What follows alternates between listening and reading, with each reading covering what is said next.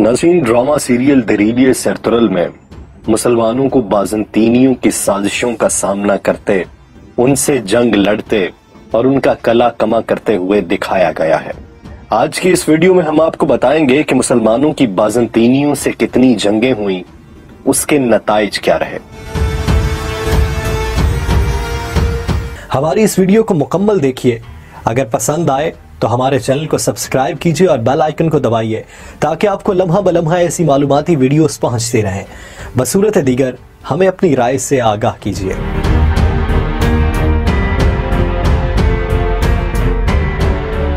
ज़हूर इस्लाम के वक्त दुनिया में दो बड़ी ताकतें आबाद थीं, जिन्हें अहादीस में कैसर व किसरा कहा जाता है।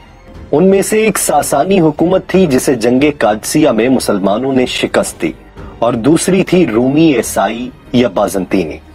मुसलमानों की बाज़ंतीनियों से पहली जंग हजरत मोहम्मद सल्लल्लाहु अलैहि वसल्लम के दौर में हुई और आखिरी जंग सल्तनत उस्मानिया के सुल्तान मोहम्मद सानी के दौर में हुई।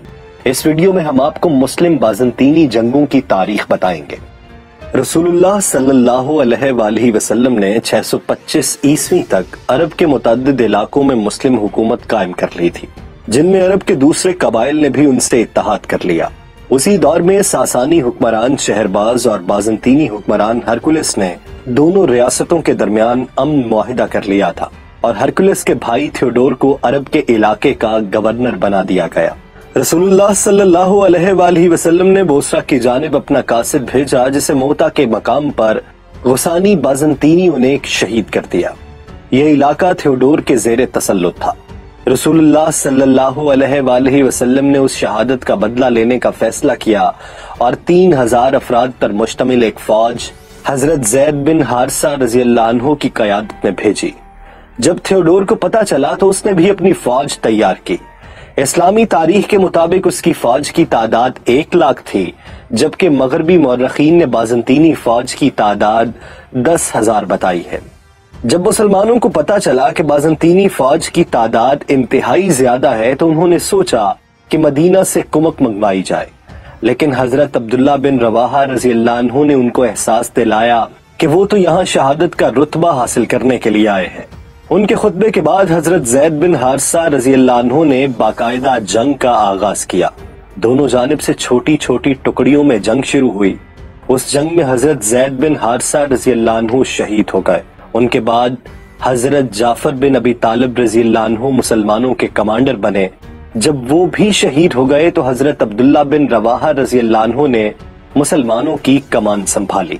वो इंतहाई दलेरी से लड़े और फिर जब वो भी शहीद हो गए तो मुसलमानों में अफरा तफरी फैल गई, क्योंकि रसूलुल्लाह सल्लल्लाहु अलैहि वसल्लम ने इन तीनों को कमांडर बनाया था और ये नहीं बताया था कि उनके बाद कौन सिपा सालार होगा। उस वक्त मुसलमानों ने हजरत खालिद बिन वलीद रज़ियल्लाहु अन्हु को सिपा सालार मुंतखब किया। उन्होंने बाज़ंतीनियों को रोके रखा। उस जंग के बारे में वो कहते हैं कि उस दिन मेरे हाथों से 9 तलवारें टूटी थीं, यानी कि जंग इतनी शदीद थी। चूंकि बाज़ंतीनी कसीर तादाद में थे, इसलिए मुसलमानों ने वापस मदीना जाने का इरादा किया। मुसलमानों को ग़ज़वा मोता में बाज़ंतीनियों से पहली शिकस्त कहा जा सकता है। रसूलुल्लाह सल्लल्लाहु अलैहि वसल्लम की रहलत के बाद हजरत अबू बकर सिद्दीक रज़ियल्लाहु अन्हु ने हजरत उसामा बिन ज़ैद रज़ियल्लाहु अन्हु की कमान में एक फौज बाज़ंतीनियों के मुकाबले के लिए भेजी, लेकिन मदीना में बगावतें फैल जाने की वजह से उनको वापस बुलवा लिया गया। 634 ईस्वी के बाद हजरत खालिद बिन वलीद की क़यादत में एक फौज शाम भेजी गई। शाम का इलाका उस वक्त रूमी बाज़ंतीनियों के कब्जे में था।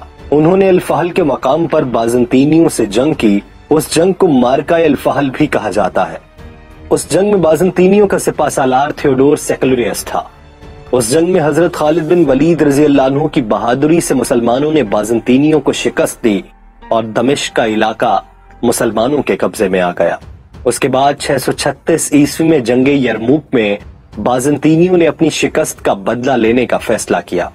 चूंकि हरकुलिस इंतहाई अलील था, इसलिए बाज़ंतीनी फौज की कमान थियोडोर ट्रेथेरियस कर रहा था। उसके साथ ही आर्मेनिया का कमांडर वाहन भी एक लश्कर लेकर यरमूक पहुंच गया। बाज़ंतीनियों का मिशन था कि वो मुसलमानों को उन इलाकों से भी निकाल देंगे जो उन्होंने अब फतह किए हैं, और इसके साथ साथ उन इलाकों पर भी कब्जा किया जाएगा, लेकिन उनके ख्वाब चकनाचूर हो गए। मुसलमानों की कमान हजरत खालिद बिन वलीद रजी अल्लाह अन्हु कर रहे थे। गज़वा तबूक में उनकी बहादुरी को देखते हुए रसूलुल्लाह सल्लल्लाहु अलैहि वसल्लम ने उन्हें सैफुल्लाह का लक़ब दिया था। जंगे यरमूक में हजरत खालिद बिन वलीद ने बाज़ंतीनियों का गुरूर खाक में मिला दिया। शाम फतह हुआ। मिस्र और मेसोपोटामिया ने अमन मुआहिदा कर लिया जो कि 3 साल तक चला। 637 में मुसलमानों ने यरूशलेम भी फतह कर लिया और यह सारा इलाका मुसलमानों के कब्जे में आ गया। हरकुलिस और उसके जानशीन कुस्तंतुनिया मुंतकिल हो गए। मशहूर मुअर्रिख जोनस जोनेरस ने शाम के फतह के मुतल्लिक लिखा कि उस फतह के बाद अरबों को रोमन सरजमीन फतह करने से दुनिया की कोई ताकत नहीं रोक सकती थी। हरकुलिस की मौत के बाद मिस्र में बाज़ंतीनियों की हुकूमत कमजोर हो गई। मुसलमान शाम और मिस्र के करीब तक के इलाकों में फैल चुके थे और खलीफतुल मुस्लिमीन हजरत उमर रजी अल्लाह अन्हु के हुक्म पर फारस की जानिब लश्कर कशी का हुक्म दे चुके थे। शाम से इस्लामी लश्कर हजरत उमर बिन अल्लास की क़यादत में मिस्र रवाना हुआ। उस लश्कर में 3500 से 4000 अफराद शामिल थे। 640 ईस्वी में हजरत जुबैर बिन अवाम रजी अल्लाह अन्हु 12,000 का लश्कर लेकर उनके साथ शामिल हो गए। हजरत उमर बिन अल्लास ने पहले बेबीलोन का मुहासरा किया। जब उस शहर के बाज़ंतीनी हाकिम ने जंग का फैसला किया और फिर मुसलमानों ने यह शहर फतह कर लिया। बेबीलोन की फतह के बाद मुसलमानों ने मिस्र के शहर सिकंदरिया का मुहासरा कर लिया। आजकल उस शहर को अलेक्जेंड्रिया कहा जाता है। सिकंदरिया पर हमला होने के बाद बाज़ंतीनी तकसीम हो गए और वो मज़ाहमत के काबिल न रहे। मार्काए हेलीपोलिस में मुसलमानों ने थियोडोर के लश्कर को शिकस्त दी और सिकंदरिया फतह कर लिया। उमर बिन अल्लास रजी अल्लाह अन्हु फतह सिकंदरिया के बाद रुके नहीं बल्कि मजीद मुहिम्मत जारी रखी और 643 ईस्वी तक तकरीबन मिस्र का 80% इलाका खिलाफत राशिदा का हिस्सा बन चुका था। 644 ईस्वी में हजरत उमर रजी अल्लाह अन्हु की शहादत के बाद हजरत उस्मान रजी अल्लाह अन्हु खलीफा बन गए। उन्होंने उमर बिन अल्लास रजी अल्लाह अन्हु को मुहिम्मत जारी रखने का हुक्म दिया। 644 में उन्होंने लीबिया का इलाका भी फतह कर लिया। सिकंदरिया की शिकस्त के बाद बाज़ंतीनियों का नया हुक्मरान कॉन्स्टेंस सानी उस शिकस्त का बदला लेने का इरादा कर चुका था। उसने फौज तश्कील दी और मैनुअल नामी कमांडर की कमान में फौज भेजी। उन्होंने सिकंदरिया को दोबारा फतह कर लिया और मिस्र का यह इलाका दोबारा बाज़ंतीनियों के कब्जे में चला गया। लेकिन जल्द ही हजरत उमर बिन अल्लास रजी अल्लाह अन्हु ने मैनुअल को जंगे नेक्यूस में शिकस्त देकर हमेशा के लिए सिकंदरिया को बाज़ंतीनियों से छीन लिया। मुसलमान मुकम्मल मिस्र के हुक्मरान बन गए और मिस्र खिलाफत राशिदा के ज़ेरे तसल्लुत आ गया। 647 ईस्वी में अब्दुल्ला बिन साद बिन अबी सरा की कमान में एक फौज ने त्यूनिस पर हमला किया। शिमाली अफ्रीका के मुतअद्दिद इलाके मुसलमानों के कब्जे में आ गए। अफ्रीका के इलाके कार्थेज के हुक्मरान ग्रेगरी को शिकस्त देने के बाद मुसलमान त्यूनिस पर काबिज हो गए। 648 ईस्वी में ग्रेगरी के जानशीन जेनेडियोस ने 3 लाख सोने की अशरफियां सालाना देने का वादा किया और मुसलमानों की अतात कबूल की। उस मुआहिदे के बाद मुसलमान फौजें दोबारा मिस्र चली गईं। 661 ईस्वी में खिलाफत बनु उमैया कायम हुई। बनु उमैया के पहले हुक्मरान हजरत अमीर मुआविया रजी अल्लाह अन्हु के दौर में उन्होंने बाज़ंतीनियों के खिलाफ मुहिम्मत सख्त कर दी। उन्होंने उंदलस की जानिब फिर लश्कर भेजे और दूसरी जानिब उन्होंने कुस्तंतुनिया पर हमला करने का भी फैसला किया। 674 से 678 ईस्वी तक मुसलमानों ने कुस्तंतुनिया का मुहासरा किए रखा। कुस्तंतुनिया की जानिब जो पहला लश्कर भेजा गया उसकी कमान हजरत अबू अय्यूब अंसारी रजी अल्लाह अन्हु कर रहे थे। उस मुहासरे के दौरान उनका इंतकाल हो गया और उनको वहीं दफन कर दिया गया। आज भी उनका मजार तुर्की में मौजूद है। उसके बाद मुसलमान फौज की कमान हजरत अमीर मुआविया रजी अल्लाह अन्हु के बेटे यजीद ने संभाली। मुसलमानों ने अनातोलिया के इर्द गिर्द के इलाके का मुहासरा कर लिया था, बल्कि 673 में तो वो एशियाई कुचक के किनारे पहुंच चुके थे। कुस्तंतुनिया को सप्लाई पहुंचाने वाले रास्ते भी मुसलमानों के कब्जे में आ चुके थे और बहरी रास्तों पर भी मुसलमानों का कब्जा हो चुका था। लेकिन फिर बाज़ंतीनी हुक्मरान क्विंस्टेंटाइन चहारम ने ऐसा काम किया कि मुसलमानों की 4 साल की मेहनत पर पानी बल्कि आग फेर दी। हुआ यूं कि मुसलमान फौजें जो एशियाई कुचक में मौजूद थीं, उनको बाज़ंतीनी फौजों ने काफी हद तक थका दिया था। 4 साल से वो इस इलाके पर मुहासरा किए हुए थे। अब उनकी भी हिम्मत जवाब दे चुकी थी। यजीद वापस शाम जा चुका था और उसकी जगह सुफियान बिन औफ उस फौज की सरबराही कर रहा था। لیکن یہ فوج بازنطینی فوج کا مقابلہ نہیں کر سکتی تھی اور پے در پے شکست کھائی جا رہی تھی۔ مسلمانوں کی پوزیشن سمندری راستوں میں مستحکم تھی، لیکن پھر کنسٹنٹائن چہارم نے سمندر میں ان پر گریک فائر کا حملہ کر دیا۔ گریک فائر قدیم یونانیوں کا ایجاد کردہ جنگی ہتھیار تھا۔ یہ ایک بحری بیڑے سے دوسرے بحری بیڑے پر تیز شعلے پھینکنے کی تکنیک تھی، جس سے طاقتور بحری بیڑا بھی تباہ ہو سکتا تھا۔ اس کے نتیجے میں مسلمانوں کو پسپائی ہوئی اور وہ واپس پلٹنے پر مجبور ہو گئے۔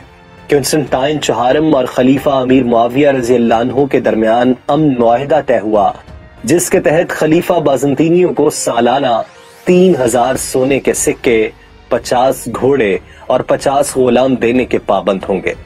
دونوں حکومتوں کے درمیان یہ معاہدہ تقریباً 14 سال قائم رہا اور کنسٹنٹائن کے بیٹے جسٹیانن دوم نے اس معاہدے کو ختم کیا اور مسلمانوں کے علاقوں پر حملے کر دیے۔ 695 میں مسلمان طارق بن زیاد کی قیادت میں اندلس پر حملہ آور ہوئے۔ یہاں بھی مسلمانوں کو فتح نصیب ہوئی اور اندلس موجودہ اسپین 900 سال سے زائد عرصہ مسلمانوں کے قبضے میں رہا۔ 717 میں مسلمانوں نے دوبارہ قسطنطنیہ کا محاصرہ کیا، لیکن اس کا نتیجہ بھی شکست کی صورت میں نکلا۔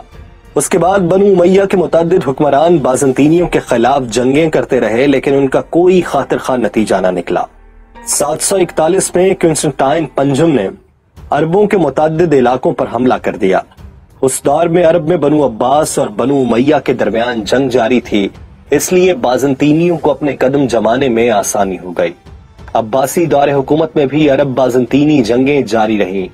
ہارون الرشید کے دور میں مسلمان روم، سسلی اور کریٹ کے علاقے پر قابض ہو چکے تھے، لیکن پھر مامون الرشید اور اس کے بعد والے حکمرانوں کے دور میں بازنطینیوں نے کافی مزاحمت کی۔ 838 عیسوی میں عباسی خلیفہ المتعصم نے شائع کوچک کے علاقے اموریم موجودہ اناطولیہ پر حملہ کر دیا۔ بازنطینی شہنشاہ تھیوپلس نے اس کا مقابلہ کرنے کا فیصلہ کیا۔ عباسیوں نے اموریم شہر کا محاصرہ کر لیا۔ محاصرہ زیادہ دیر جاری نہ رہا اور مسلمانوں نے شہر فتح کر لیا۔ اس جنگ میں 70,000 کے قریب بازنطینی جاں بحق ہوئے اور اناطولیہ کے علاقوں کے ساتھ ساتھ عباسیوں نے وسط ایشیائی ممالک کی جانب بھی فوج کشی شروع کر دی۔ اس دور میں بازنطینیوں میں آپسی اختلافات بڑھ گئے اور وہ تقسیم ہوتے چلے گئے۔ ان کی متعدد آزاد ریاستیں بننا شروع ہو گئیں۔ 1048 میں پہلی مرتبہ سلجوق ریاست نے بازنطینیوں پر حملہ کیا۔ بازنطینیوں اور سلجوقوں کے درمیان پہلی جنگ کوپیٹرون کے میدان میں لڑی گئی۔ اس جنگ میں سلجوقوں کو شکست ہوئی، لیکن انہوں نے اپنے علاقے بازنطینیوں کے قبضے میں نہیں جانے دیے اور جنگ امن معاہدے کے ساتھ اختتام پذیر ہوئی۔